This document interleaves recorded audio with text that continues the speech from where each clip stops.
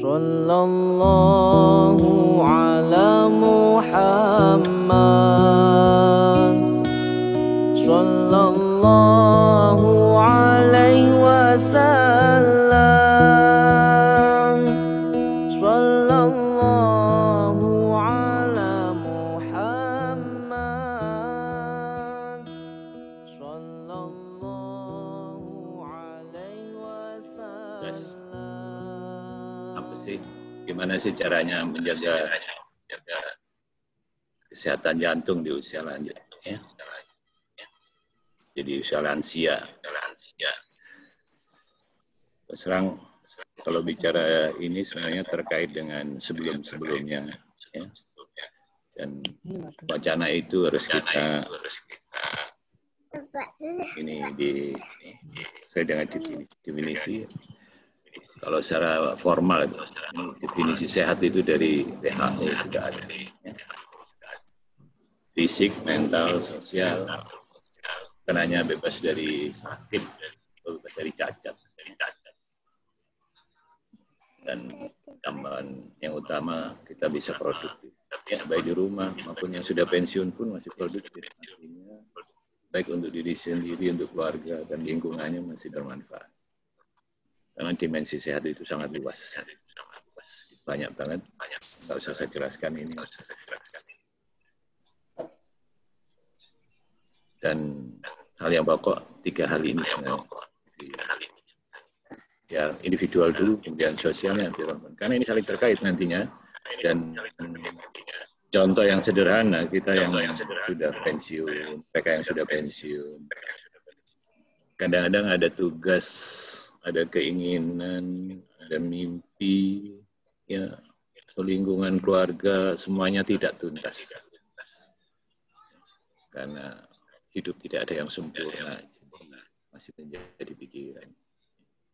Walaupun sudah punya anak, sudah punya cucu, punya rumah, punya mobil, tetapi itu ada persoalan. Ya, saya bicara ini karena pengalaman menangani pasien yang cukup banyak. Ya, sehingga pada akhirnya akan mengganggu kesehatan itu sendiri atau yang sudah ada penyakitnya malah menjadi problem nantinya, akan full blown. Dan ujung-ujungnya jangan lihat spektrum hidup itu pada akhirnya akan pada akhir kehidupannya. Dan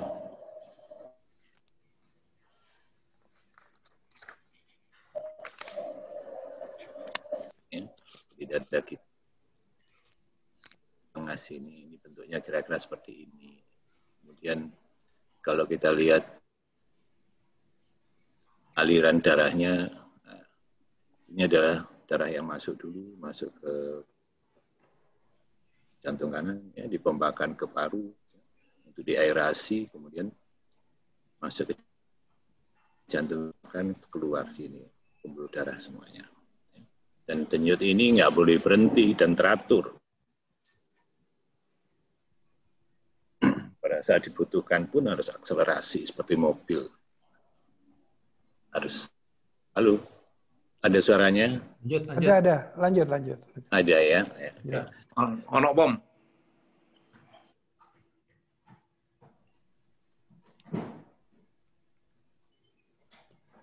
Dan harus dialih satu jaringan, satu sistem yang terkait satu dengan yang lain.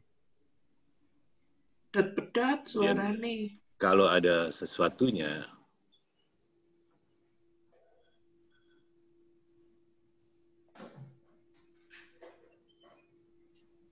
banyak ya, pada spektrum penyakit.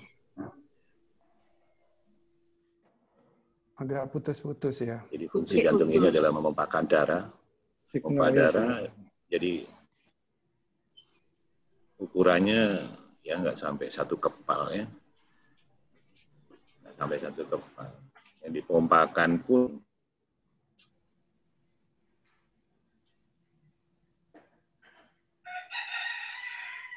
yang miliki ya. Postur kita bagaimana. Tidak berarti orang badannya jantungnya besar, atau pada orang kecil jantungnya besar. Karena semua itu ada ukurannya dan ada toleransinya. Ini harus berdenyut seumur hidup kita, bisa dibayangkan ya, berapa ribu liter yang harus lewat di sini, jantung kiri ini. Dan untuk bisa memompa itu harus ada powernya. Powernya dari mana? Dari otot. Ya. Di otot, dan otot ini harus bekerja, artinya harus ada supply juga. Nah, jadi ini ada pembuluh darah yang mengisi, ya. Yang kiri, ini yang kanan, ini yang kiri. Problem banyak itu di usia tua, ya kalau kita melihat, dengar dan sebagainya. Serangan jantung. Serangan jantung itu apa sih? Konotasi di orang tua, serangan jantung ini adalah koroner. Tapi serangan jantung itu sebenarnya banyak, ya. Kalau tadinya pompanya bagus, jadi turun. Kenapa? Powernya, ototnya kena. Ototnya kena, kenapa? Karena supply-nya kurang. Nah, di usia tua yang sering itu, karena pembuluh darahnya yang kena. Pembuluh darah yang kena di sini. Nanti di gambar berikutnya ada gambarnya. Itu konotasi heart attack. Tapi sebenarnya bukan hanya itu, banyak penyakit jantung, ya. Kita nggak kerasa, kadang-kadang nggak tahu kalau nggak pernah dicek atau nggak kebetulan sakit diperiksa dokter, dan kalau dokternya jeli, tahuan semuanya.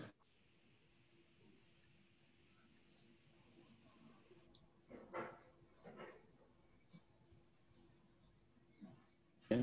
Atau kita punya orang tua yang kelainan generasi, lain sebagainya. Kemudian yang berikutnya kongenital ini didapat pada saat proses kehamilan sampai melahirkan. Ya.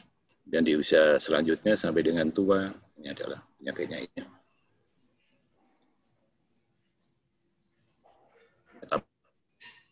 Zamannya COVID, ya, yang hari-hari sebenarnya flu. Ya, dan kenyataan flu pun jarang jantung, jadi miokarditis dan sebagainya. Dan keradangan, ya ini kalau kita punya bakat atau kita sebenarnya nggak punya penyakit tertentu, tapi kita dengan makanan tertentu alergi dan kita terus-menerus kena pajanan itu.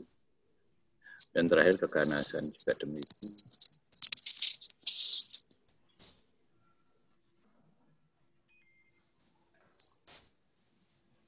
Sehingga dan akhirnya kalau itu tipe karsinoma maka akan ya kemana-mana, dan ujung-ujungnya nanti walaupun bukan keganasan di jantung, contohnya yang sering ada paru, jalannya pelan, nanti akan terjadi menjadi satu penyakit jantung paru, ya, sesaknya dua dari parunya maupun dari jantung.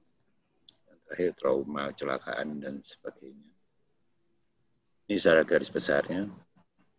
Secara sepintas nanti bagaimana di usia tuanya nanti di dalam satu-satu. Jadi yang penting bagaimana menjaga jantung sehat. Nah ini yang paling penting mulai dari sini.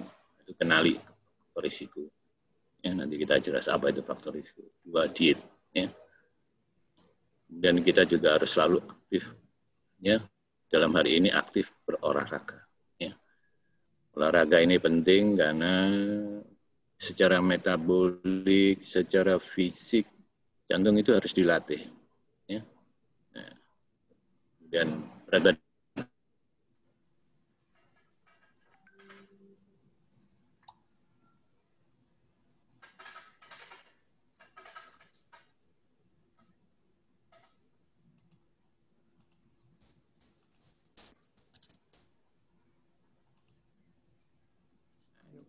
jangan dianggap enteng, kadang-kadang naik turun, iya naik turun, tapi ingat, ya, karena itu akan berkomplikasi lebih lanjut. Kemudian kalau sudah seperti ini, pengendaliannya, ya mulai dari evaluasi dari depan, ya. Stres kita, makanan kita, postur tubuh kita, kemudian gerakan kita, olahraga ini ada tidak, ya. Nah, kalau sudah gitu harus minum obat secara teratur selamanya. Ya, dosis dan jumlahnya tergantung kondisi saat itu. Kendalikan stres di usia tua ini, beberapa orang masih sering problem. Ya, kalau yang pensiun biasanya post power syndrome. Belajar di sini, belajar nerimo. Selain nerimo, kembali ke kehidupan yang sederhana saja. Ya. Kemudian problem-problem ini bisa diselesaikan kalau kita punya teman, ada tim. Ya, tim ini khusus biasanya. Atau suatu lingkungan sosial, ya, aktif di sosial, sambil menyelesaikan bagaimana ini semua. Kenali faktor risiko ini banyak, ya, ini banyak. Jadi, umur ini kita nggak bisa mungkiri, udah tua itu pasti. Nah, ya ada yang lain-lain, ya, diabetes, sudah dengar, rokok, hipertensi, kolesterol, kegemukan, ya. Dan ini adalah kita punya keturunan yang nggak bagus. Jadi banyak yang keluarga yang meninggal muda. Nah, kalau ini nggak balance, maka akan menjadi problem. Kalau kita nggak tahu, kemudian hari akan menjadi problem. Karena kalau sudah ada proses, apalagi kita sudah mengenali kita punya penyakit. Ya. Dislipidemia itu apa, Pom? Dislipidemia ini kolesterol, ya. Ini kolesterol. Ini kolesterol. Ya harus kita ukur, kita cari, kita punya keradangan. Kalau kita alergi ya jangan maksa terus. Alergi udang, makannya udang atau petis misalkan, ya. Homocysteine, nah ini kekurangan vitamin tertentu. Kemudian pada penyakit-penyakit ginjal, kalau sudah penyakitnya kronis nggak diobati, datang dengan penyakit ginjal, tidak rajin minum obat, tidak memahami kondisinya, tidak mau diet, tidak mau aktivitas dan jaga imunisinya. Nanti lama-lama jantungnya jadi gede, jantungnya jadi tebal. Oke, ini yang penting left ventricular hypertrophy ini jantungnya tebal. Bahasa Jawa ini metekel. Ya. Kenapa? Karena suruh kerja terus. Jantung kan nggak pernah berhenti. Nah, kalau hipertensi itu tekanannya naik. Nah, tekanan naik supaya kuat ya dia harus tebal. Tapi LVH dalam arti negatif adalah karena penyakit. Ototnya tebal tapi karena penyakit. Tapi kalau ototnya tebal kayak Lucky yang goes terus itu nggak apa-apa. Tapi ya goes bukan mendadak, harus dilakukan terus-menerus, kontinu, ya. Dan yang lain-lain penyakit, ya ini kadang-kadang di usia tua penyerapan atau memang ada problem di lipoprotein yang mudah nggak kelihatan, tapi di usia 30, 40 sudah mulai manifest di pembuluh darah, ya. Manifest di jantung. Ya. Jadi saya punya beberapa pasien ya di usia yang 4. Jadi aspek teorinya sebenarnya banyak, kenali penyakit. Ini gambar ini penting banget ya. Karena ujung-ujungnya semua akan menjadikan pengerasan pembuluh darah. Mau di mana terserah. Gambarnya siapa ini? Penyebatan. Ya. Jadi kalau udah umur di atas 45 ini kontrol ya semuanya. Ya, kendalikan penyakit-penyakitnya yang di sini. Ya, mulai dari mana? Ya kita biasakan, terutama diet. Nah, diet ini jangan dianggap enteng karena kebiasaan. Apalagi kalau sudah PW ya sudah enak. Nah, kadang-kadang komposisinya nggak bagus, jadi kan problem. Intinya buah dan sayuran itu penting, ya, karena ini antioksidan yang sangat bagus. Ya. Dan protein, daging itu ya juga perlu. Biji-bijian. Jadi komposisinya bagaimana yang bagus? Ya, yang jelas ini nggak sampai dari 20%. Ya, karbohidrat juga nggak sampai 20%. Selebihnya, karena kalau kita kelebihan dari lemaknya ya, terlalu tinggi, proteinnya yang tinggi nggak apa-apa. Kalau lemaknya tinggi nggak bagus. Jadi contohnya, oh iya, saya makannya dikit-dikit, tapi gorengannya banyak. Ya. Saya makan sedikit tapi cemilannya nggak berhenti-berhenti kalau nonton TV. Ya. Jadi problem. Iku Pom. Apa, ya. Jadi sering kayak gitu. Kacang sak toples tidak semalam gitu ya.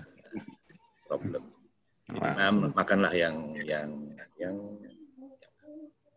imbang gizinya ya, yang baik-baik. Pedas itu makan kacang terus kok gak apa-apa. Ya, adalah penyakitnya. Di pedas saya. Ya. Jadi tetap harus makan protein karena jaringan membutuhkan ini. Kalori juga ada di sini.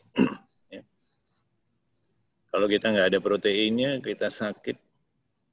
Gimana bisa muncul suatu imunitas? Karena proteinnya kurang. Ya.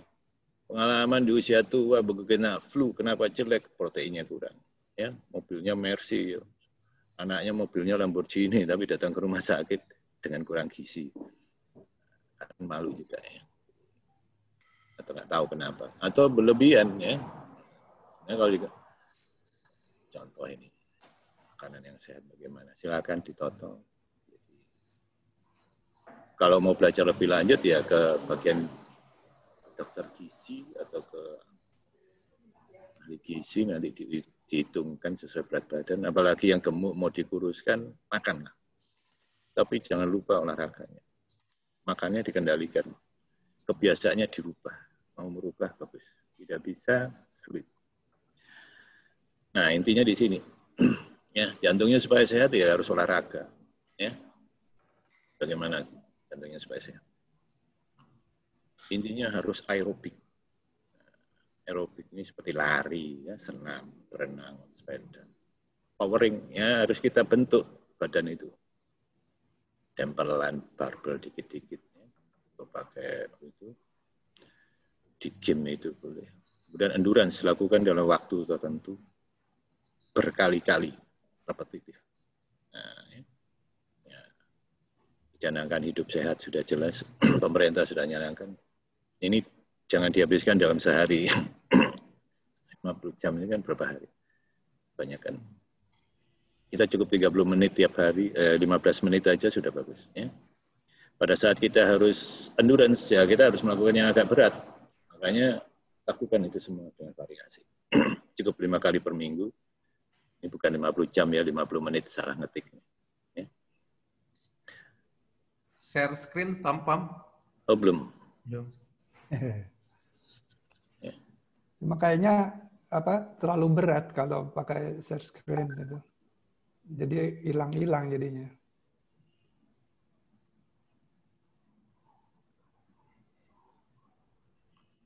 Ya. Oke.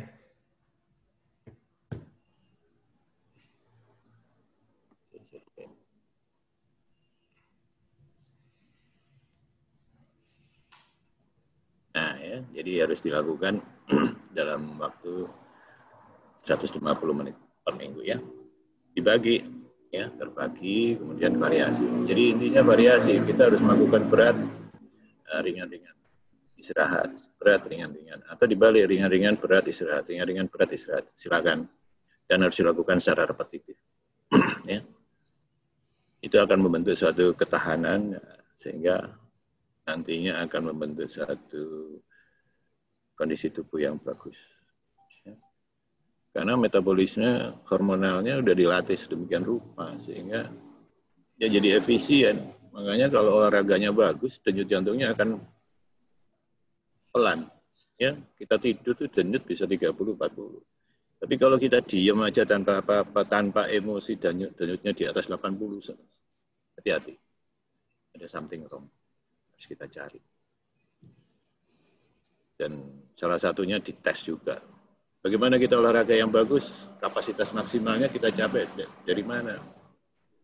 Ya kalau udah usia tua kepingin olahraga yang berat ya kita harus tes dulu, treadmill, ya, pasangi kabel-kabel di dadanya, kemudian dites sampai maksimal. Ya. Om itu 150 jam per minggu. Ini 150 menit, ya. 150 menit. Salah ketik. Sorry. 150 jam per minggu ya. Nggak karuan lah. 150 menit ya. Jadi treadmill kita usahakan dengan kapasitas maksimal baru kita tahu berapa kapasitasnya, baru kita melakukannya itu 80% latihannya maksimalnya 80% dari kapasitas maksimal. Jadi, dan terbukti ya, nah, saya di Jakarta dapat perintah kemarin dan sudah saya lakukan, bayangin. Nah ini buat gambaran aja. Di usia mau pensiun atau sebelum pensiun 40 sampai 60-an tuh bagus. Tapi begitu diuji banyak ketemu yang macam-macam ya. Saya menemukan sekitar 7% dari populasi khusus dan 2%-nya harus tindakan, bahkan ada yang harus operasi segera. Atau ketemu satu penyakit kongenital, pembuluh darahnya double yang satu, yang ya karena salurannya salah masuk tetapi tidak mengganggu, ada yang salah masuk yang mengganggu yang harus kita kelola juga. Nah itu penyakit kongenital. Nah ini kalau dilakukan semuanya walaupun sakit, yang sudah berobat dan ikut latihan yang baik, semuanya dilakukan dengan tatanan, ya sehat, ya masih kuat lari, kan tentara kan masih ada tes lari, masih kuat lari.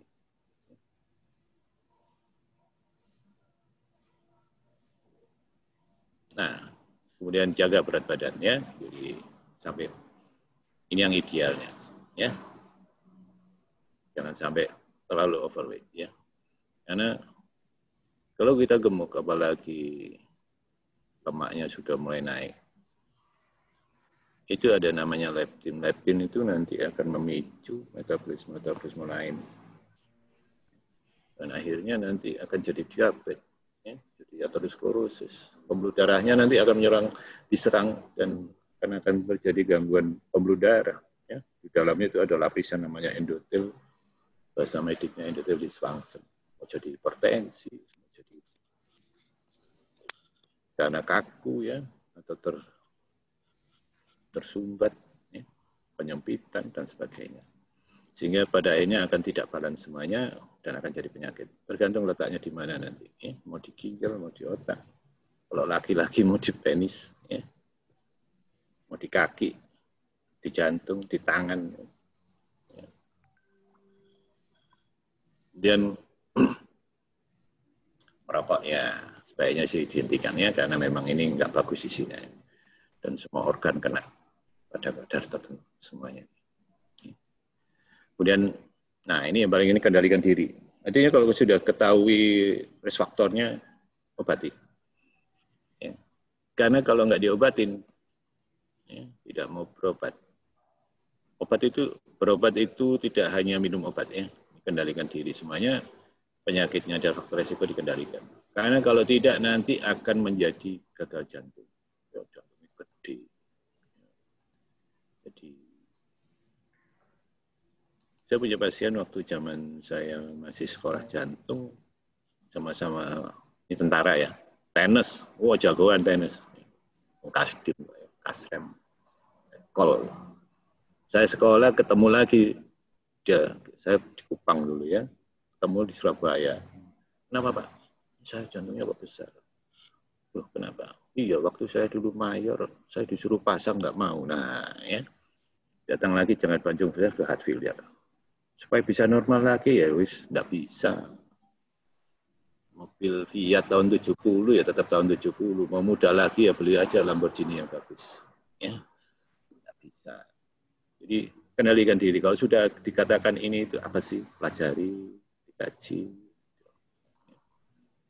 penyakitnya bisa koroner, ya, darah tinggi, atau karena obat-obatan jantungnya, ya, obat-obatannya apa tumor, cancer, ya, banyak ini, infeksi ini, ya, apalagi sekarang corona ya, jangan dianggap corona itu biasa. Ada beberapa pasien, ya kebetulan saya sih di sini kasusnya tak banyak.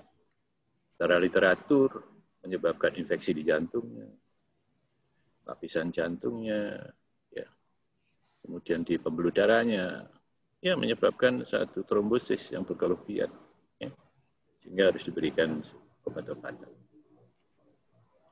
Pregnancy ya, kalau yang sekarang ibu-ibu.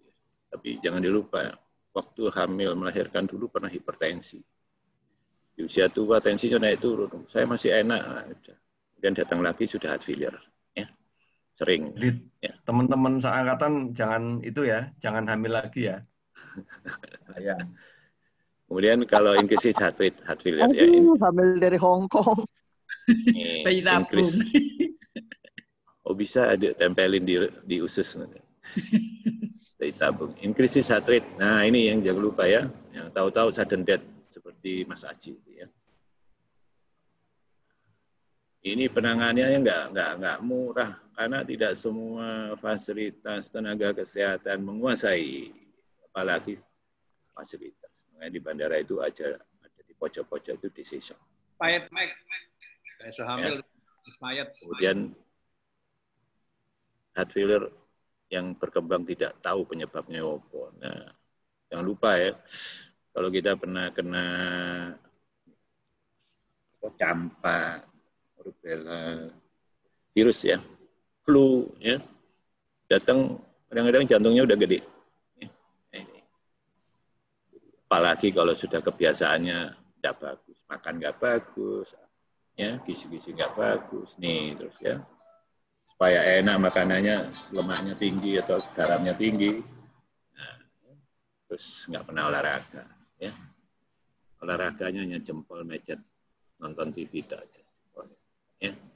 Nah itu juga nggak bagus. Jadi ya memang harus aktif olahraganya. Yang paling penting kendalikan diri. Kalau sudah tahu gini ya tuntaskan. Ini contohnya kalau penyakit ya, kalau yang sudah tua ya, yang dikatakan heart attack itu coronary heart attack. Kenapa? Karena sejak dari kecil ada muda, dulu ideal atlet, tapi setelah pensiun atlet makannya tetap ya, maka pembuluh darahnya akan kesempit. Nyempit seperti itu. Pada event tertentu, stres, panas, dehidrasi, dan sebagainya, olahraga mendadak berlebihan, nggak ada adaptasi karena sudah berhenti 3 bulan, ya, 2 bulan, sebulan, mendadak langsung dikejar seperti biasanya, maka akan shear, sobek. Ya, sobek akan terjadi sumbatan trombosis di sini. Nah, kalau udah gitu ya ini harus sumbatannya kita hilangkan dengan obat-obatan. Kita hancurkan dengan obat-obatan, terus supaya penyempitannya hilang, pasang ini yang disebut ring, ya. Pasang gorong-gorong di pembuluh darah yang kecil, ya, separuh jentik, ya, sampai tergantung pembuluh darahnya. Kalau yang kecil ya bisa 3 mili, 4 mili, bayangin 3 mili, 4 mili kita pasang. Ini contohnya ya, penyempitan serangan udah di kateterisasi, kamu nyempit, pasang. Nah, pasang gorong-gorong, lancar jaya. Ya. Wah, terlalu banyak tempatnya, ya sudah, nggak bisa. Pasang bypass. Mau di mana, tergantung sempitnya di mana, tergantung lokasinya di mana, yang comfort nantinya, ya diperkirakan. Nilai lagi contoh, ya, tersumbat kakinya, sering sakit-sakit, kesemutan, dan sebagainya. Kalau buat jalan tambah sakit, nah, dibiarkan. Ini harus dipotong nih, karena nekrosis hitam semuanya. Ini contoh kaki diabetes, ya, hitam-hitam dibiarkan. Karena pembuluh darah kakinya sudah kena. Ya. Nah, kalau udah dibepas, kalau bebas jantung diambilkan dari vena-vena kaki, tangan terserah. Kalau kaki atau tangan kena sumbatan seperti gini, tidak bisa diapa-apain. Ini pun di kateterisasi, dipasang ring juga ada, ya. Atau bahkan kalau perlu dibepas ya, di pembuluh venanya dialirkan ke tempat yang pangkalnya ke arteri atas yang bagus dan dia dialirkan ke bawahnya. Itu contoh bypass kaki. Jadi kalau sudah sakit ya minumlah obat. Obatnya berapa ya tergantung perkiraan dokter pada saat kontrol ya. Saya sendiri kadang-kadang sedih kalau ngobatin pasien jantung karena saya nggak bisa ngasih pasien obat cuma 2-3 biji. Hipertensi langsung 3. Plus penyakit yang lain, koroner, isemik, ya. Sudah berapa? Plus diabetes dasarnya udah berapa? Plus gemuk udah berapa lagi? Belum nanti vitamin. Jadi bisa 10, 11, 12. Nah, betapa beban untuk livernya. Penyakit sudah mulai, faktor risiko sudah ada, tidak diobati dengan baik, akan berjalan. Namanya disease process. Progress proses. Ujung-ujungnya akan end stage disease di sini. Ya. Kadang datang sudah heart failure, bengkak-bengkak, dan sebagainya. Makanya kalau kita sudah tahu faktor risiko, kendalikan tadi semuanya, olahraga, minum obat, ya, maka progres disease ini akan dihambat. Akan dihambat. Ya, tetap pada akhirnya kita akan meninggal, ya, pada di usianya yang sudah ditentukan. Dan kalau kita bagus, biasanya meninggalnya bukan karena penyakitnya, ya, ada yang lain, ya. Harapan kita akan meninggal husnul khotimah, ya. Kalau wakbar kubrak, nggak apa-apa, ya. Tapi kalau karena penyakitnya, kita akan mengalami penyiksaan. Ventricular dilatation, ya, remodeling. Remodeling ini contohnya ototnya udah kan bagus, otot jantung tebal, ya tidak dulu. Kalau ada penyakitnya otot tebal, ya ini problem karena dia ischemic, ya makin ischemic. Jadi sepeda motornya Honda C70, ya tak jadul zaman kita dulu. Ya. Berat badannya 100. Jadi begitu naik jalan di jalan Kawi itu aja mungkin sudah nggak bisa, nggak kuat. Nah itu kondisi ischemic seperti itu berkelanjutan. Nah, ujung-ujungnya selnya akan apoptosis. Bahasa Jawa ini mati karepe dhewe. Ya. Nah, atau jantung akan terjadi miopati. Jadi kerusakan tidak langsung. Nah terkait dengan serangan-serangan jantung tidak diobati dengan bagus atau nasibnya memang seperti itu, terjadi gangguan irama, ya. Salah satunya irama yang tidak teratur, atrial fibrillation. Ya. Udah saya tidak apa-apa. Saya kok ada pengalaman nih, ya, kemarin zamannya masih di Jakarta, 52 atau 40. Saya periksa MCU, ya, kalau tentara itu rikas. Ya. Ya, ini harus diobatin, bla bla bla bla bla. Enggak. Ini komandan, bahunya ada plat merah. Enggak. Lu orang ini nantang. Ya wis lah, lepas. 3 bulan kemudian dia datang, dikonsulkan, mau dilakukan DSA sama terawan, konsul ke saya lagi. Kondisinya sudah mulai stroke. Ya. Jadi simpel sebenarnya. Ya, saya senyum aja. Saya kelola, nggak datang lagi, nggak tahu sekarang. Jadi apa? Nah, ini contoh-contoh kendali diri, ya, obat-obatan. Ya memang diperlukan. Kalau kita perlu ya perlu. Ya, kalau kita rajin, nanti akan adaptasi, dosisnya mungkin tidak akan terlalu banyak dari awal. Tapi kalau memang sudah segitu ya apa boleh buat. Memang tidak enak. Kadang kalau saya beri resep itu bisa bayangkan pulang bawa tas resep isinya obat. Sekali makan pagi 5, siang 3, malam 7, ya sudah. Stres kendalikan, ya. Ya, kenapa? Stres ini depresi, stres, anxiety, emosional, ya, reaktif, temperamen dan sebagainya. Ini ujung-ujungnya nanti akan mengendalikan glukokortikoid dan akan menyerang pembuluh darah. Jantungnya ini juga nggak bagus. Iramanya cepat, kolesterolnya tinggi, adrenalinnya tinggi, jantungnya nggak pernah istirahat, kongen kerja terus, panas lah, kalau mesin overheat. Ya. Dan lain-lain sebagainya akan jadi penyakit yang banyak juga. Nah, kendalikan stres, ya, relaksasi dan sebagainya, kembalikan nama yang kuasa. Kita harus terima ini. Ya. Dan introspeksi kita bagaimana, dan relaks, supaya kita bisa bagus lagi. Nah ini kalau terakhir jangan lupa bahwa kita hidupnya harus sosial, jangan menyendiri. Kalau sendiri belum tentu kita bisa problem solving. Ya kalau pinter baca pun sama, baca bagus tapi aplikasi nggak ada. Bisa tadi. Jadi pengaruh positif dari teman itu yang kita ambil.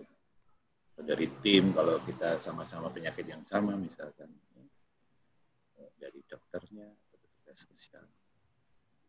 Pada saat kumpul-kumpul dengan siapapun ambil positifnya semua. Terima kasih. Kira-kira kayak gitu. Mungkin kalau ada pertanyaan ya kalau masih sempat. Terima kasih. Assalamualaikum warahmatullahi wabarakatuh. Waalaikumsalam warahmatullahi wabarakatuh. Baik, ada yang mau ditanyakan? Saya boleh. Monggo, Pak Henry. Ya, Pak, makasih ya, Pak. Waduh, Ya. bagus banget expose-nya. Saya ada beberapa pertanyaan nih. Pertama, saya itu kan hipertensi. Minum amlodipin 5 mili. Itu kalau tiap hari itu dampaknya apa ya? Pertama, yang kedua, general check up itu idealnya rutinnya itu berapa tahun sekali? Yang ketiga, pada saat tertentu kadang-kadang napas itu berat ya.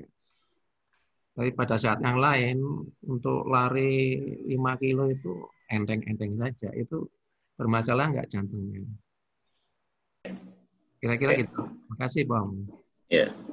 Jadi kalau kita udah hipertensi yang saya jelaskan tadi, hipertensi itu bisa gejala, bisa suatu diagnosa, bisa sindrom, ya, karena ada sesuatu sehingga tensinya harus tinggi, ya, harus kita obatin.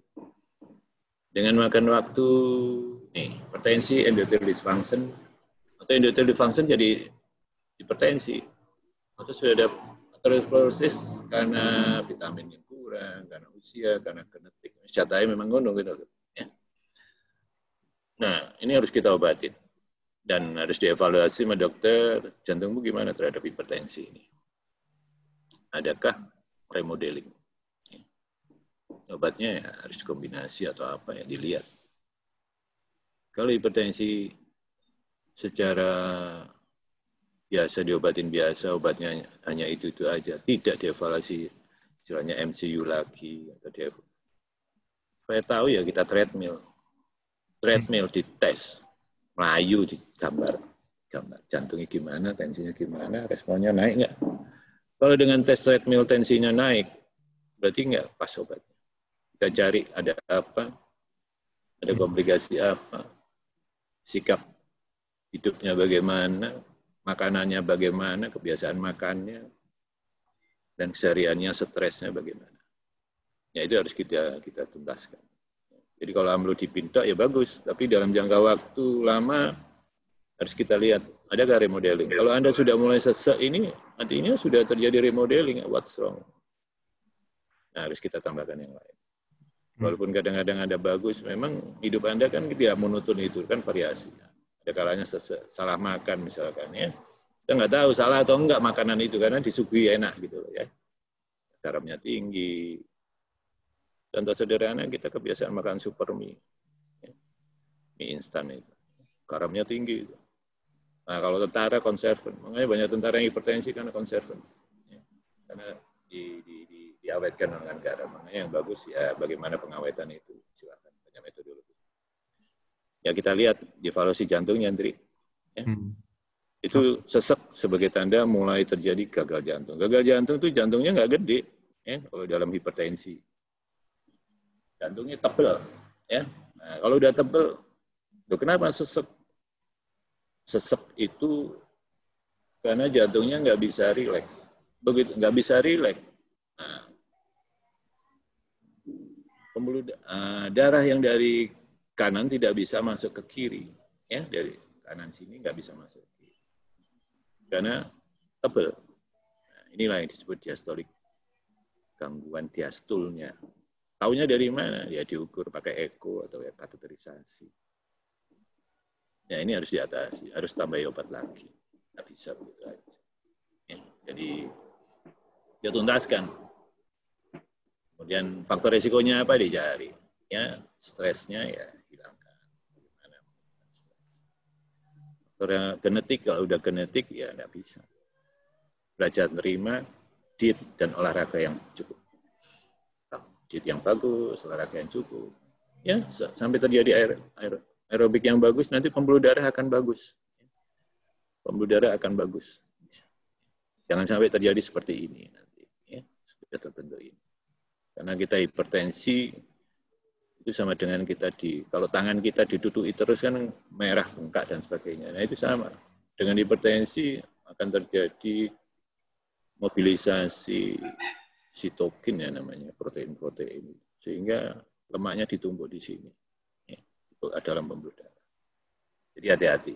Makanya seperti Mas Haji, saya nggak apa-apa olahraga, futsal, mati juga. Karena apa? Makanannya nggak dilihat, ya, nggak diperhitungkan dengan baik yang sehat. Yang kedua, ada kalanya kita imunitas jelek. Begitu kita gunakan untuk berlebihan akan terjadi kesobekan. Walaupun tidak ada penyempitan. Dan yang paling sering serangan yang penyempitannya itu tidak. Cuman 20-30%. Sering. Karena apa? Kalau orang kayak gini kan larinya masih enak. Dipaksa. Nah, tapi ada lagi ini cerita. Yang lain, walaupun tentara, waktu tak tes, mereka ada positif, dokter, ya. Begitu kita periksa, kateterisasi, udah buntu kayak gini. Bahkan yang di kanan itu total 1. Ini kan harusnya ada 3. 1 buntu total.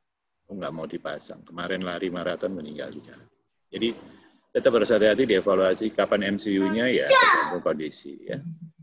6 bulan, 3 bulan. Kalau treadmill itu paling tidak 6 bulan, setahun dilakukan. 6 bulan sekali. Gitu kira-kira. Oke, terima kasih. Pom, tanya.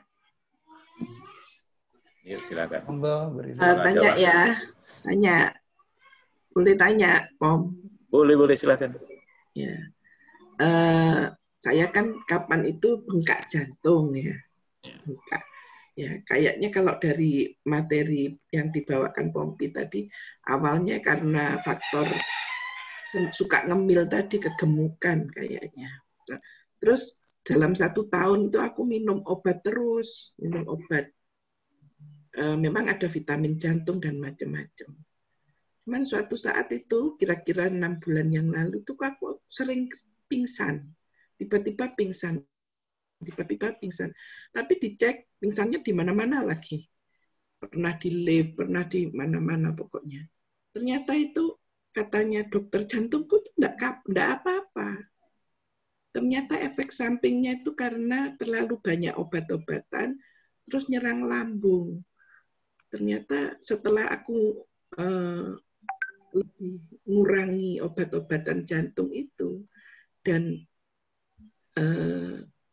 menjaga makanan dan sebagainya, alhamdulillah sudah 3 bulan ini tidak pingsan. Alhamdulillah normal. Nah, apakah memang mungkin jantungku itu sudah sembuh gitu sehingga aku nggak butuh obat lagi gitu? Jadi kalau penyakit jantung koroner itu selamanya penyempitan ini tidak ada obat yang bisa menghilangkan. Makanya secara agresif dipasang ring untuk bypass supaya supply untuk kebutuhan jantung yang dinamikanya banyak itu ya melalui pembuluh darah ini atau yang di bypass jadi seperti ini ya. Kemudian obat-obatan cukup banyak untuk mencegah proses seperti ini.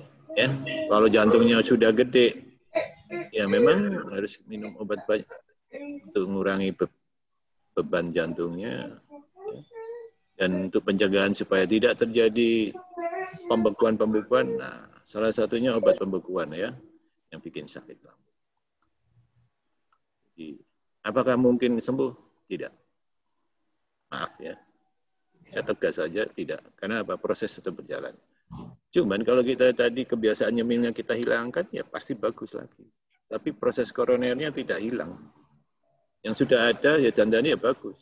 Kalau Anda tambahin lagi dengan gerakan atau olahraga, lakukan secara maksimalnya yang bisa capai. Ya, bagaimana kita tahu yang bisa melakukan secara maksimal? Bukan maksimal, tapi optimal. Ya tes treadmill dulu, mampunya berapa menit. Kalau mampunya 10 menit, bagus. Orang koroner dengan 10 menit bagus. Kalau orang koroner hanya sampai 6-7 menit, ya sudah. Caranya berlatih cuma jalan. Saya punya pasien pun, pernah saya pasang, saya treadmill masih bisa 12 menit. Artinya bisa olahraga agak berat lagi. Ya, tentara oleh Melayu mana? Ya. Dan jadi tetap berhati-hati, tetap minum obat. Tidak ada kesembuhan, pencegahan lakukan. Jadi, secondary prevention penting. Kalau kita sekarang udah tua, enggak mungkin secondary primary prevention. Tapi kalau yang belum sakit, primary prevention, cari. Ya sampai ketemu, nggak ketemu ya alhamdulillah. Caranya dengan cara hidup sehat, makan sehat, olahraga, istirahat, stresnya, ya belajar nerimo, S2 mulai terima. Secara ekonomi, secara sosial, toto yang bagus. Kemudian ya obat-obatan tetap dilanjutkan supaya tidak mengarah ke end-stage disease dalam waktu singkat. Direm lah, kayak ngerem kereta itu loh. Ditarik handrem kereta kan dia ndelujur terus. Tapi lumayan, masih ngerem. Tapi kalau enggak, ya sudah, tinggal terus saja sampai pada tujuan akhir. Itu kira-kira kayak gitu, Rin, ya. Kasih. Ada lagi yang lain?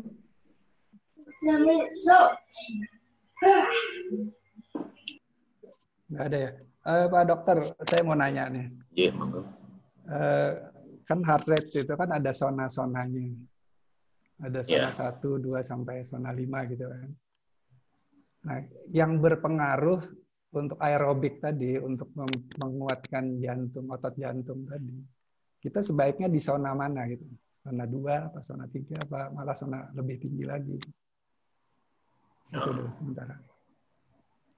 Ya, saya nggak ada gambarnya kebetulan ya. Jadi kalau kita berlatih sampai zona mana, intinya kalau mau tahu persis ya harus di treadmill dulu, maksimal, mau berapa menit sampai maksimal, sampai mau pingsan ya, sampai kuatnya di situ berapa. Dari situ baru kita tahu atletika ketemu berapa, kemudian baru kita bisa melakukan olahraga optimalnya 80% dari maksimal yang sudah kita tahu. Tapi kalau kita belum tahu, ya kita pakai patokan umur. Ya, 220 bagi umur, ya kalikan 80%. Jadi itu, cuman itu aja. Jadi kalau kita olahraga ya dipantau atletnya, kita rasakan. Nah, sekarang modern enak, beli jam khusus itu. Nanti juga akan keluar angkanya. Kalau naik sepeda malah enak, ya bisa connect dengan HP dan sebagainya, tahu. Jadi kita berhenti di maksimalnya situ. Atau kita menggunakan sensor kita, kok nggak nyaman segini, ya sudah kita hentikan. Jadi zonanya relatif. Kalau saya pakai patokannya rasa, yang Anda rasakan apa? Dulu saya bisa, ya dulu. Sekarang kalau lagi flu, capek, nggak mungkin segitu, jangan dipaksakan berlebihan. Itu aja. Tidak memaksakan diri. Sehingga bisa tercapai. Kira-kira gitu.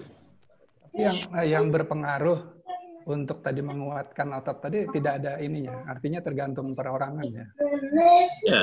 Ya, supaya ototnya kuat ya ini lakukan secara repetitif ya, secara repetitif. Walaupun hanya mampunya misalnya di zona 2 gitu. Iya, lakukan secara repetitif itu. Dan ya kalau cuma 5 menit 10 menit ya nggak apa-apa, lakukan terus. Istirahat, lakukan lagi kan. Sampai atletnya itu tercapai maksud optimalnya gimana. Dan variasi ini sangat penting. Kalau memang tidak bisa ya selama nggak ada kendala di alat gerak, walaupun ringan tapi kalau tiap hari hasilnya oke. Sambil kita kendalikan penyakitnya apa. Tanpa pengendalian sumbernya, tanpa diet yang bagus nggak bisa. POM ya, POM. Ya. Oke, silakan. Ya, jadi untuk meningkatkan dari pengalaman ya, untuk meningkatkan kekuatan jantung itu salah satu latihannya namanya interval itu ya, teman-teman olahraga tahu interval. Jadi misalnya kita cek dulu 5 menit maksimal sekuat mungkin ya. Habis itu kuat berapa lagi? 10 menit, oke. Habis itu berhenti ya. Berhenti 10 menit, 15 menit. Sikat lagi maksimal. Kalau sepeda ya, sepeda sekencangnya. Wah, sekencangnya 5 menit aja. Nah, berhenti. Istirahat 10 menit, sikat lagi ya. Nanti itu meningkat. Nah, nanti bisa nggak 15 menit? Nah, kalau sudah 30 menit maksimal, mantap itu. Artinya ngetes jantung. Cukup, Pak. Kalau umur kita 30 menit itu sudah cukup. Itu sudah dari pengalamanku ya. Nah, sing gendeng-gendeng itu 1 jam itu maksimal Nah, kalau atlet profesional kan berjam-jam. Kalau sudah terlatih boleh. Ya. Ya itu memang jadi 5 menit aja, 10 menit, cukup 15 menit aja. Itu insya Allah otot jantungnya ada efek positif terhadap. Tapi dasarnya semuanya nggak ada kelainan jantung, itu insya Allah bisa. Itu pengalaman pribadi. Oke. Jadi yang dimaksud Luki itu adalah repetitif, ya. Jadi kita lakukan dalam waktu singkat. Nah, sekarang kita timingnya pada saat latihan apa dulu? Nah, pada saat latihan ringan, latihan berat, sama harus dilakukan berkali-kali. Memang harus adaptasi. Kalau kita awal-awal latihan, ya jangan terlalu langsung berat ya. Pemanasan dulu, kemudian timingnya kita atur. Makanya kalau kita mau latihan nih ya, barbel contohnya ya, orang mau latihan bentuk tubuh ya harus melakukan berkali-kali. 5 kali berhenti, ulangi lagi, 5 kali berhenti. Nah, sepeda kalau mau kuat, ya suatu saat genjot, speed-nya tambahin. Jadi hitungannya apa? RPS, rapid per second-nya. Ya? Jadi genjotannya itu, RPM-nya itu. Ya? Nah itulah yang akan menyebabkan menjadi bagus. Kalau lari ya cepat lambat, ya seperti kita latihan bola itu. Ya? Ada lari cepat, dengan lari pelan lagi. Nah itu sangat bagus untuk membentuk kekuatan. Ya, tambah satu lagi Bom ya. Di iklan tuh banyak tawaran untuk ekstrak herbal untuk membuka pembuluh darah katanya. Nah itu saya pernah nyoba itu karena pengen tahu. Jadi memang mahal, kira-kira 10 mili itu harganya 500.000. Rasanya itu enggak ada terasa, kayak air gitu. Tapi memang efeknya kok saya merasakan ya, cuman sekali aja habis itu enggak berani. Karena kan obat yang enggak jelas gitu. Itu Bang. Bagaimana tanggapannya, Pompi? Silakan. Jadi kalau teh itu bukan obatnya, itu herbal itu bukan obatnya, itu suatu ajuvan. Intinya obat-obatan bahan-bahan itu untuk antioksidan. Ya. Antioksidan. Memang kita membutuhkan antioksidan. Jadi pada kadar tertentu kita turunkan antioksidannya di level dinaikkan berapa, oksidannya kita turunkan. Tapi kita nggak boleh nggak ada oksidan. Contoh nggak boleh kalau kita punya keganasan yang bisa membunuh sel, yang bisa membunuh kuman, yang bisa membunuh virus atau keganasan itu adalah oksidan. Pada kadar tertentu ya itulah dikendalikan dari dalam tubuh sendiri. Kalau kita berlebihan ya konsekuensinya nggak ada oksidan, nanti yang flare tumornya. Oksidan tertentu kalau untuk jantung ya saya juga memakai obat-obat tambahan itu sebagian terutama untuk mekanisme selnya. Intinya jangan melupakan obat utama. Memang kontrol itu melihat ekses apa sih kelebihan kekurangan obat ini ya seperti tadi Anda terjadi gastritis bahasanya atau sakit mah ya karena obat ya biasanya acetosal atau aspirin ya. Atau obat yang lain juga bisa. Ada yang nggak tahan terhadap obat-obat jantung. Biasanya nggak apa-apa, tapi kan individual. Jadi kalau mau pakai silakan pada periode tertentu jangan melupakan obat. Satu pesan.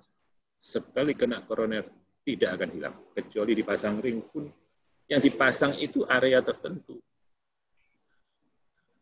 Ya. Tapi jangan lupa setelah dipasang nanti di sini bisa tumbuh lagi. Ya. Kalau faktor risikonya tidak dikendalikan dengan baik. Sudah mengendalikan pun tetap terjadi. Ya. Ya, hidup kan perlu dinamika. Kita makan juga, kita kalau pas beli, kita masak juga, kita nggak tahu kualitas makanannya. Tapi kalau masak sendiri kan biasanya terkendali daripada yang beli. Jadi hati-hati. Karena ya itu tadi, the disease progress. Ya, ini dari awal sampai akhir tetap berjalan. Kita cuma ngerem itu aja. Remnya pakai disc brake atau pakai rem tromol silahkan. Gitu, Rin. Makasih. Dokter. Tanya boleh, Pak? Boleh. Pak Dokter, kalau nggak olahraga tapi nyapu, ngepel, terus cuci piring, ngelap-ngelap, tuh kira-kira sama nggak Pak Dokter? Oke. Intinya adalah olahraga itu aerobik. Kita pada saat bekerja harian, aerobik kita yang kecil.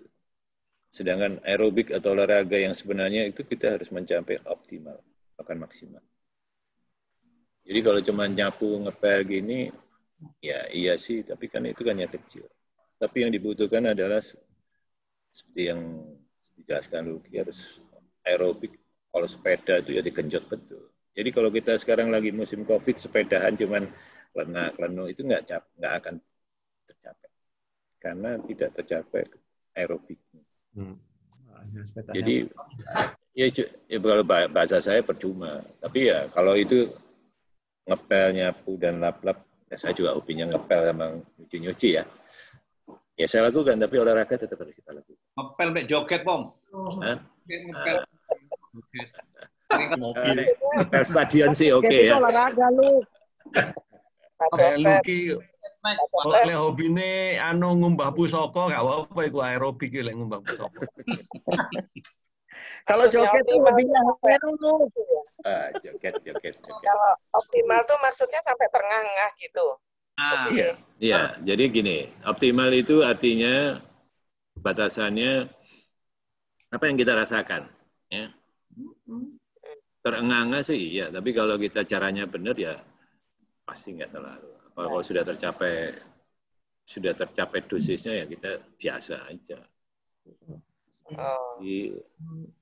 Contohnya nadinya kita nadi umur berapa ya, kurangi apa 220 kurangin umur kalikan 80%.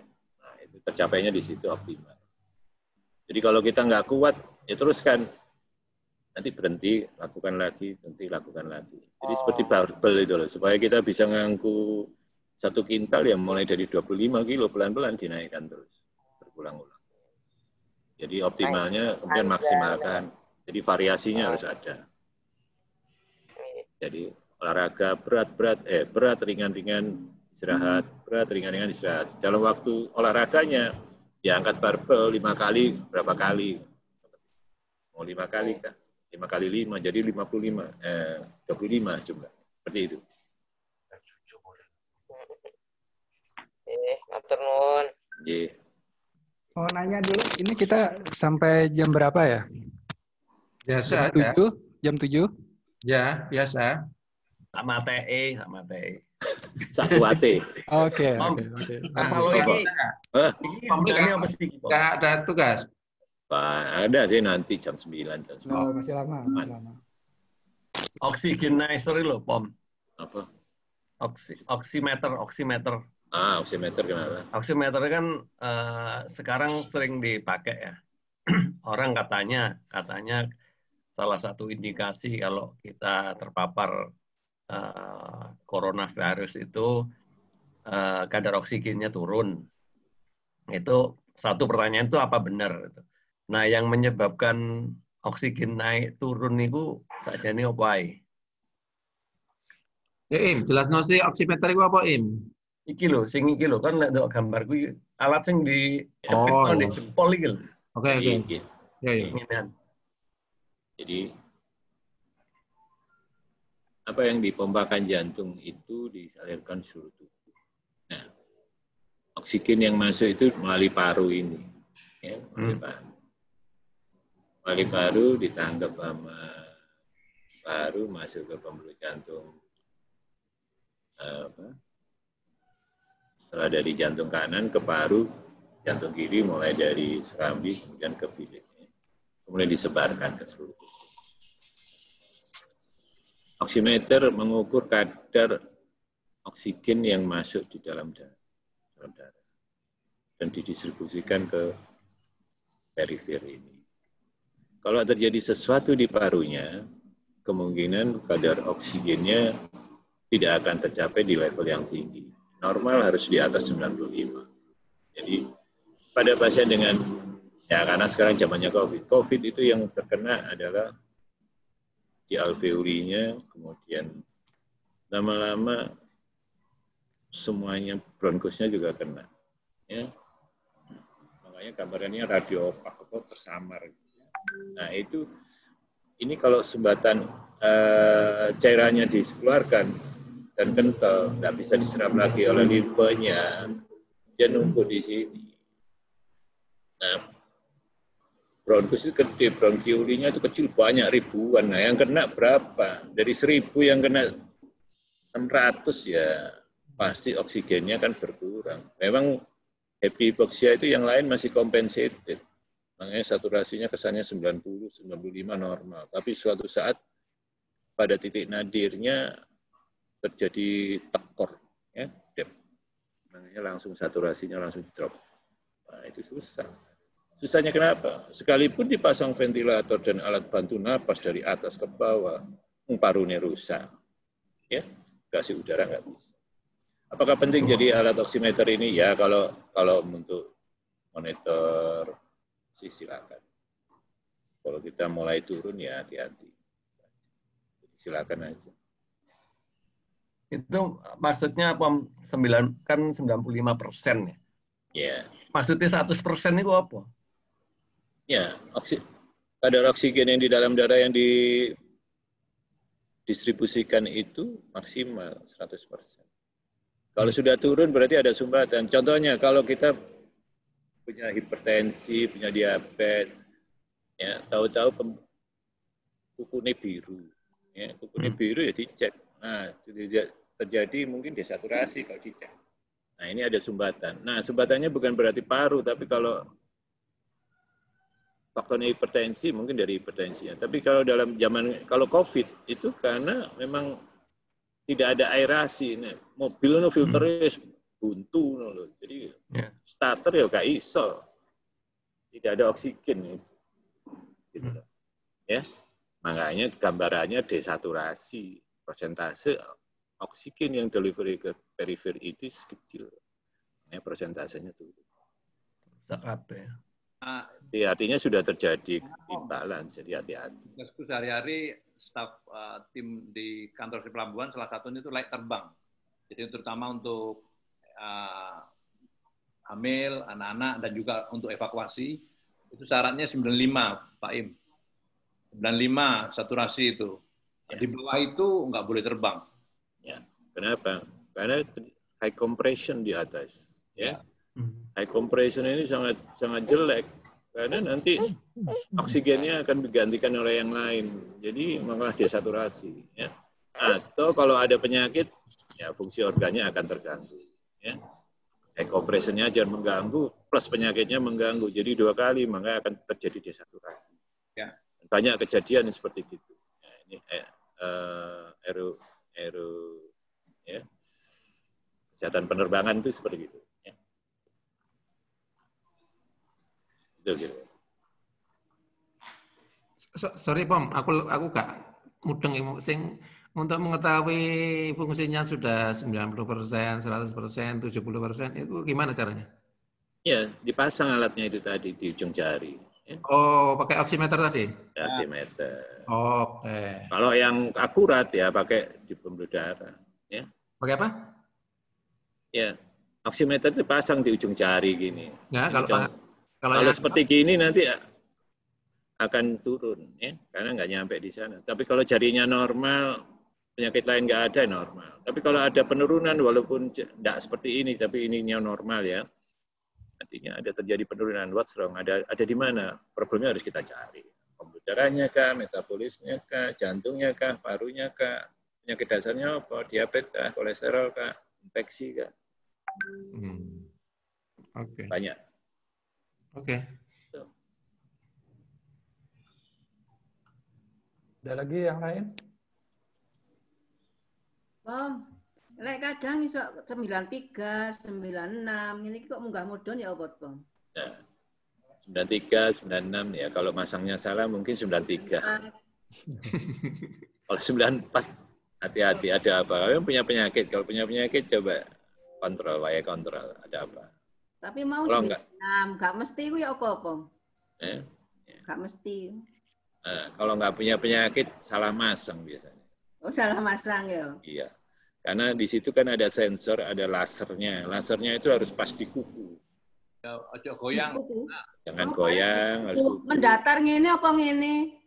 Ya, sama aja. Yang penting pas di kuku. Mau jengking, mau datar, mau ke bawah, ke atas. 97 lek pas kuku. Nah, iya, memang harus di pas kuku.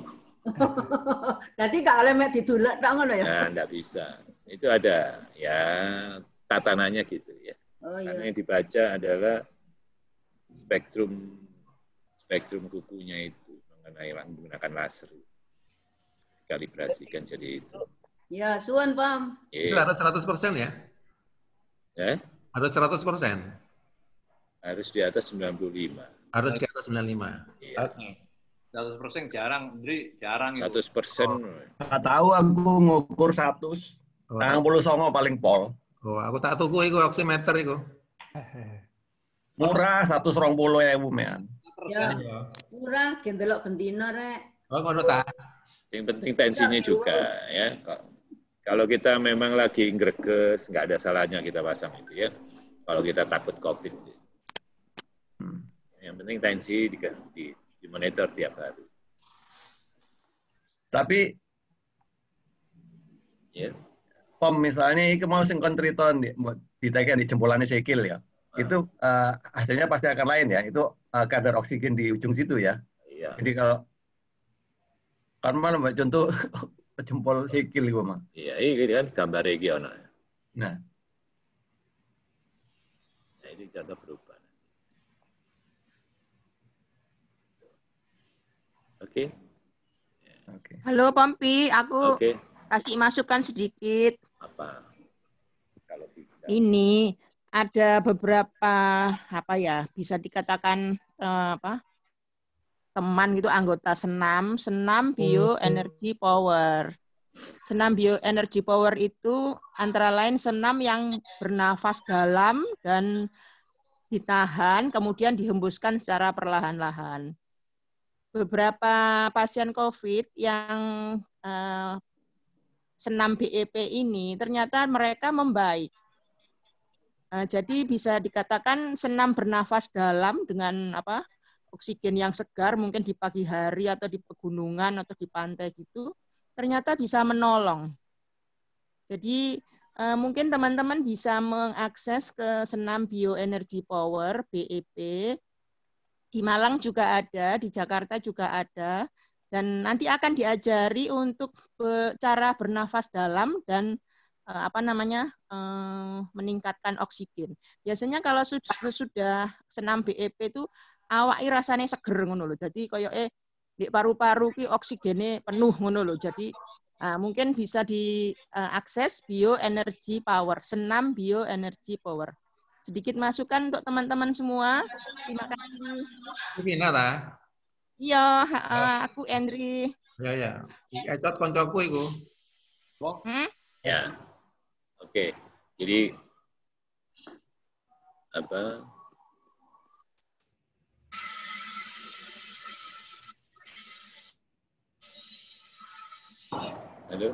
Jadi kalau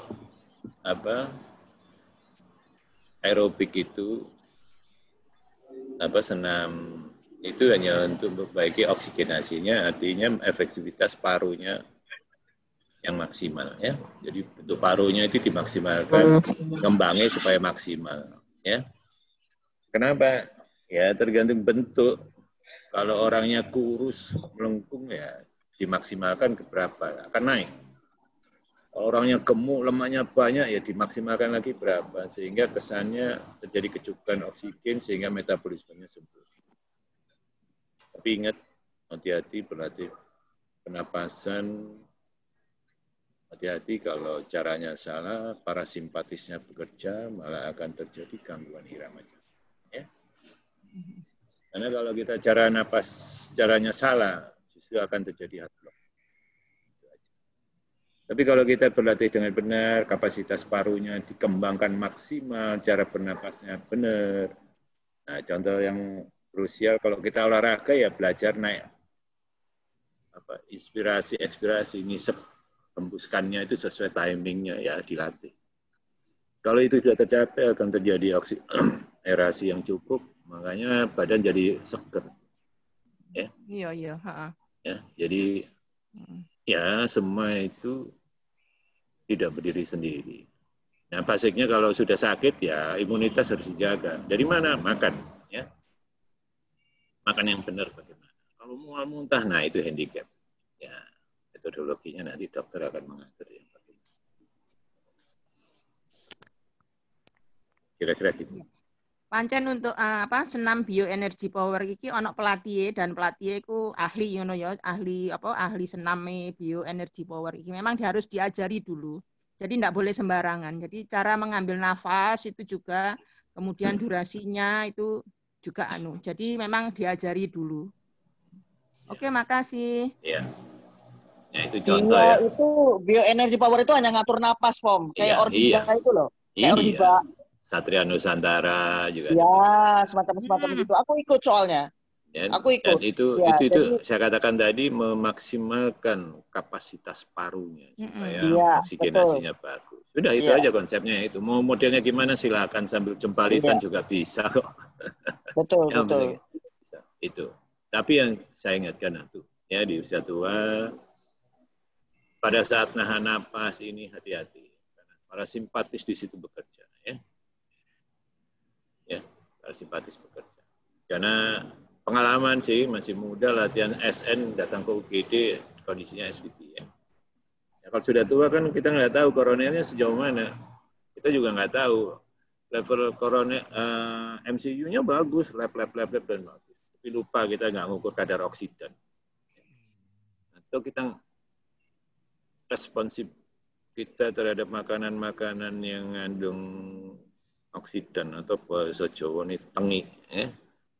Tengi itu kalau minyak yang lama atau baunya kayak lap di dapur itu ya. Nah itu karena pemecahan dari OH. Ya. Sudah peroksidnya banyak, ya itu akan menyebabkan kondisi di seluruh organ terganggu. Nah kalau di jantung pembuluh darahnya itu problem di pembuluh darahnya. Mobilisasi daripada smooth mas ke kolesterolnya ke sana, makanya jadi plak gitu. Kira-kira gitu. Pak Dokter, nanya satu lagi Pak. Kalau kita mau senam itu baiknya kita tuh syarat makan dulu atau dalam kondisi perut kosong atau bagaimana? Mansate sih. Tanya Luki yang cocok. Ya sebenarnya nggak ada masalah. Cuman kalau perut terlalu kenyang itu nggak nyaman. Kalau kita sepedaan, kalau saya sepedaan dari sini muter Gunung Merapi dari jam 6 pagi sampai jam 6 sore, kalau nggak makan ya lapar.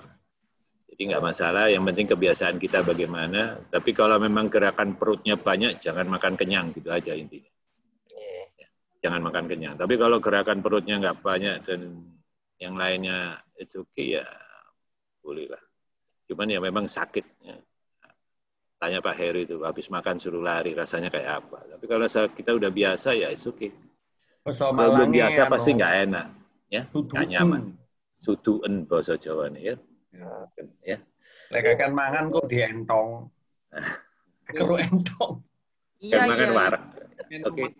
Ya dengan sekarang sudah ada ilmu sendiri, artinya didalami oleh teman-teman untuk terutama yang memang serius di olahraga itu memang harus ada menu apa, misalnya loading karbo.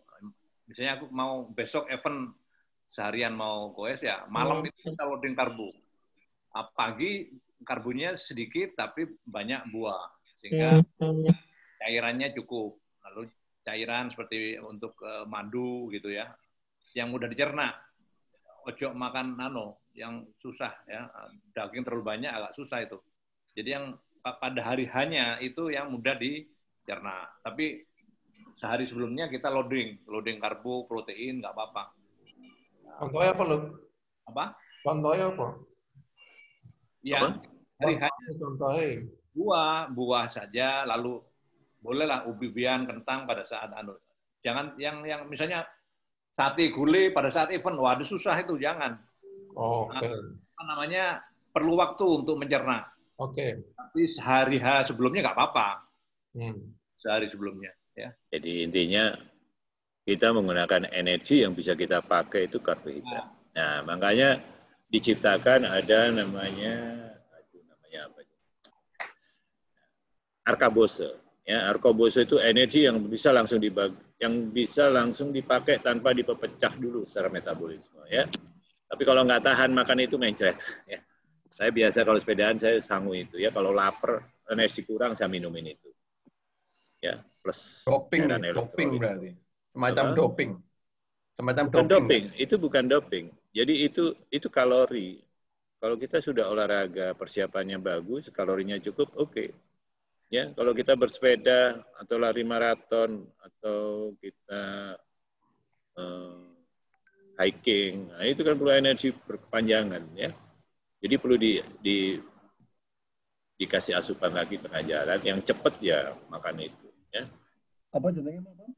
Arkabose. Mereknya apa itu lupa, lalian. Jarang pakai jadi lupa. Ya, enak itu dipakai, tapi kalau nggak tahan mencret gitu.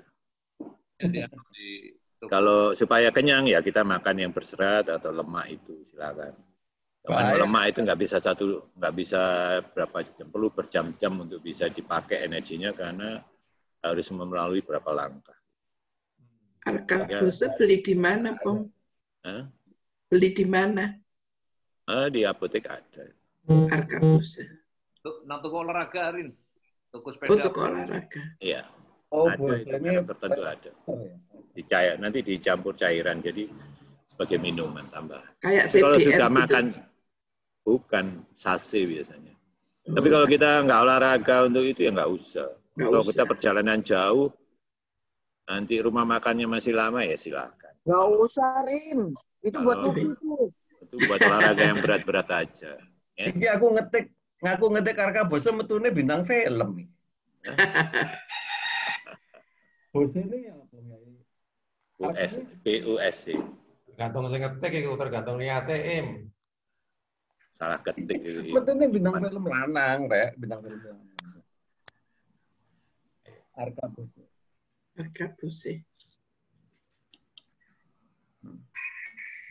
Masih ada? Mantap. Oke, silakan moderator. Kalau ada lagi yang lain. Wis, Rat, udah hampir jam 7, Rat. Ya, wis. Saya nanya kalau masih boleh, masih ada waktu. Ada. Pak Mono, monggo. Satu lagi katanya, satu lagi deh. Ya. Terima kasih, Pak Dokter. Saya ini sebenarnya sudah pasang ring. Pasang ring 2. Terus dulu itu memang seperti Mbak Rina itu kadang-kadang misalnya jarang banget, mungkin sekitar masih lihat aku tahun sekali pingsan, ada lah acara pingsan kayak gitu, tapi cukup lama. Terus kemudian dibilang sama dokter, ya itu harus pasang ring. Waktu di treadmill itu katanya setelah selesai treadmill itu ternyata denyut jantungnya itu nggak kembali ke awal. Nah itu yang kemudian katanya harus dipasang ring. Oke, dipasang ring 2 kali. Nah terus saya itu dulu kalau punya rasa nggak enak itu cirinya adalah dengan sering sendawa ya, bersendawa. Nah ternyata meskipun sudah dipasang ring, sendawa itu nggak hilang, masih aja begitu, masih beberapa kali sendawa tanpa ada. Kan biasanya orang bersendawa kalau sudah selesai makan. Kalau saya itu nggak ada apa-apa tiba-tiba ya bersendawa gitu. Itu gejala apa ya, Dok? Sendawa, jadi artinya dari perut ya. Kalau penyakit jantung, ya oke, sendawanya dulu ya. Sendawa itu berawal dari perut ya. Kalau asupan makanannya yang menghasilkan gas banyak, pasti akan kentut. Ya. Atau memang Anda di perutnya ada problem, ya harus dicari. Kalau perlu pakai endoskopi, ya dilihat keker di sana, teropong ada apa. Ya. Terakhir, yang lupa, kalau itu semua obat-obatannya ada yang mengganggu lambung, tidak. Ya, contohnya tadi sudah, ya, setosa. Walaupun clopidogrel pun mengganggu lambung. Terus kalau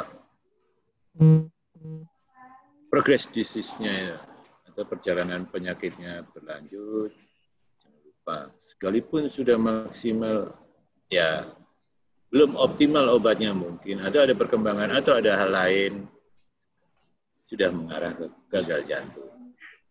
Gagal jantung dalam kondisi tertentu, tadi walaupun jantungnya nggak gede, diastolik terus-terusan, lama-lama akan mengganggu jantung kanannya, kongesti. Kongesti di sini bendungan. Bendungan itu nanti yang masuk terbendung. Nah ini venanya jadi gede, livernya kena duluan. Biasanya sering kembung. Jadi ya dokternya harus mengevaluasi. Evaluasi perut, evaluasi livernya, adakah kongesti? Dan kongesti ya harus diperkirakan pada saat pemeriksaan fisik kira-kira. Kalau saya dari pemeriksaan fisik pengarah baru kita buktikan. Kadang-kadang tanpa bukti, trial error pun bisa berhasil kalau kita komunikasinya baik dan kejujuran yang disampaikan. Jadi nanti harus dievaluasi dulu. Kalau sudah heart failure, ya obatnya harus tambahin lagi atau dimaksimalkan bagaimana itu nanti dokter. Itu. Jadi ya, kalau memang obatnya lambung, ya tuntaskan obat lambung dan hindari makanan-makanan yang bikin kembung. Kalau itu makanan hobi, ya berubahlah. Susah ya untuk menerima hal baru, belajar. Karena terus terang di usia tua yang semakin di usia tua, kalau penyakitnya ada, akan berkembang, dan itulah kita belajar. Selalu belajar dan belajar lagi. Karena dinamika hidupnya, artinya kalau 6 jadi tua, mesti ada sesuatu kekurangan, kita mau nggak memenuhi kekurangan itu dengan satu kegiatan atau hal positif lain. Supaya kita jadi tetap well-being, jadi enak, nyaman. Tapi kalau enggak, siap. Atau enggak akan terjadi perbaikan, selalu gitu aja dan berulang. Artinya kita tidak pandai merubah. Tidak.